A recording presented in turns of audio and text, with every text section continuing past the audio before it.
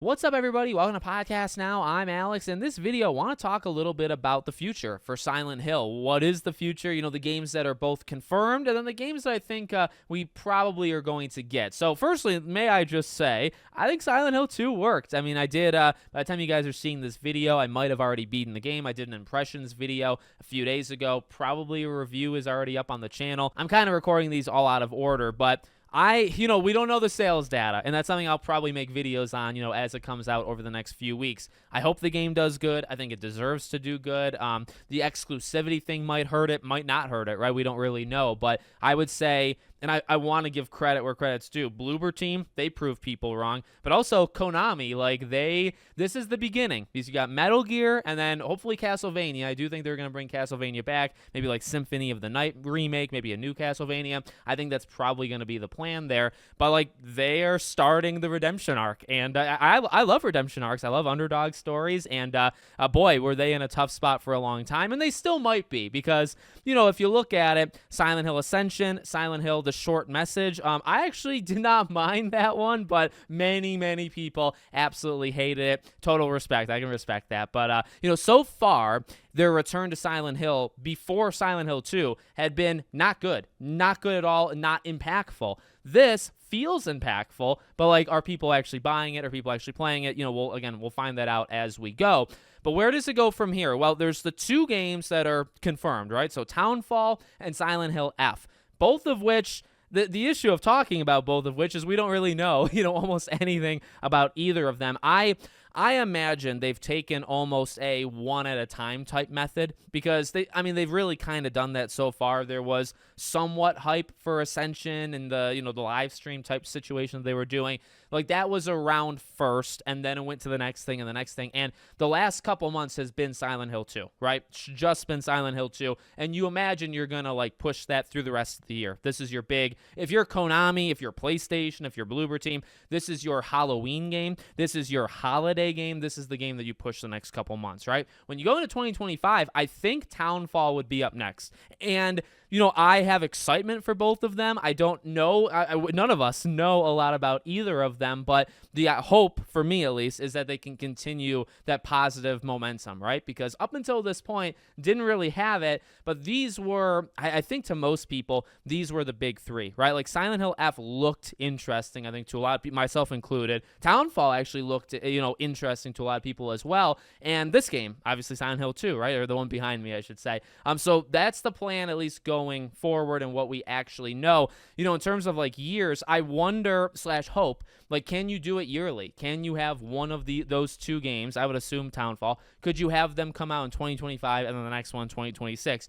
Again, you think about Metal Gear. Metal Gear is coming out obviously in 2025, and Metal Gear 3. And then again, I really think Castlevania, the push will begin very soon for that. So, over the next couple of years, you're going to have hopefully the continuation of Silent Hill being back, and then you'll also have, Metal Gear and Castlevania joining. But I do wonder, right, because there's one company and there's one franchise that maybe it's already kind of been linked to it, and it's Capcom, and it's Resident Evil, right? It's not hard to make the links, but I'm not even really talking about the games. Of course, those games are heavily linked, but what about the practice? And so what I look at from Capcom that I think is so simple and yet so effective is their strategy. Really all they've done, especially with Resident Evil, right? They've remade the classics and they've continued forward. That's it.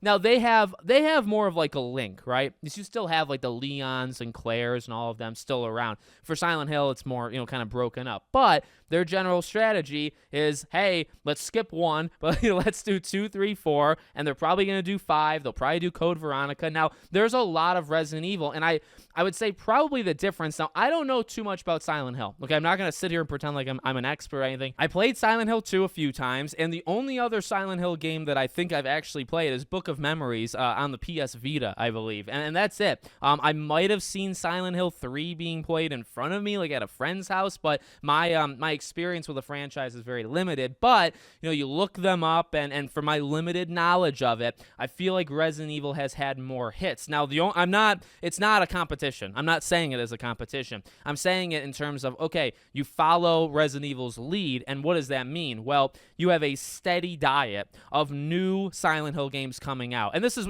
there was like the whole drama a few weeks ago of Silent Hill 2 on Twitter, and it was like they had no idea what they were talking about. They are making new Silent Hill games. Like, this strategy can work, and it has worked, and it's not even that difficult. It's just you have to actually do it. Make new Silent Hill games, and then balance it with like a healthy dose of basically nostalgia and improved nostalgia. And what is that? It's remakes. It's remakes of the classics. And then also you have to make the new ones. Now, again, so far they're 0-2 for like the new ones. Now, one of it's like a 3-hour game, right? The other one is more like a social experiment more than anything else. But, in terms of the new Silent Hill, I would say from a wide audience, they haven't actually nailed those. They're 0-2. And then the nostalgia one, they hit on, right? At least I would say so far they hit on Silent Hill 2. Okay. You keep going. You're going to have 2 more, but you probably want to balance it, because that's a lot. Actually, if you think about it, it'll be 4 and 1, right? 4 new things and then 1 old one. You probably would want actually more old, funny enough, especially if it's the one that actually works of the current group, right? So what do you do next? Well, they skipped Silent Hill 1, funny enough, in the same way Resident Evil skipped Resident Evil 1. But Resident Evil 1 has been, redone, before, just not in the way that we've seen the last Resident Evil games being done. So for me, it's like, well, you do have a couple more, like, main installment Silent Hills. And then you have kind of the all over the place one, right? Like, you have the Book of Memories, and there's a couple. There's probably like 3 or 4 of those kind of ilk.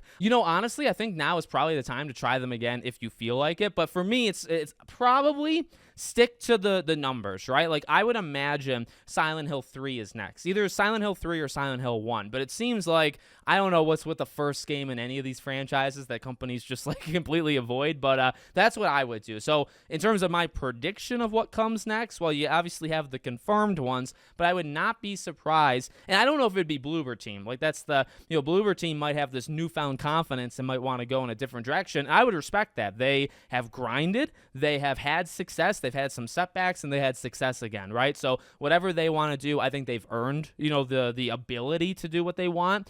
But if they go forward and they do something else, then you probably find somebody else. Maybe you bring Bloober Team back or whatever. But I think Silent Hill 3 actually makes a lot of sense. So that's what I would do. Me personally, you continue to obviously have these new ones come out, and you got 2 coming up, and if you could have them be 2025, 2026, and then I would try to remake 3 starting literally right now and try to get that out in 3 or 4 years to try to like balance the situation. That's what I think is ahead for Silent Hill. But like I said, I mean, Konami might be back. This is the first step. It's the first step. You still got Metal Gear. You still have Castlevania that's just MIA. But I like the chances. I root for the underdog. I like underdog stories. So let me know what you guys think in the comments. Make sure, as always, you're subscribed to the channel. Bell icons turned on. I hope to see you all on the next one.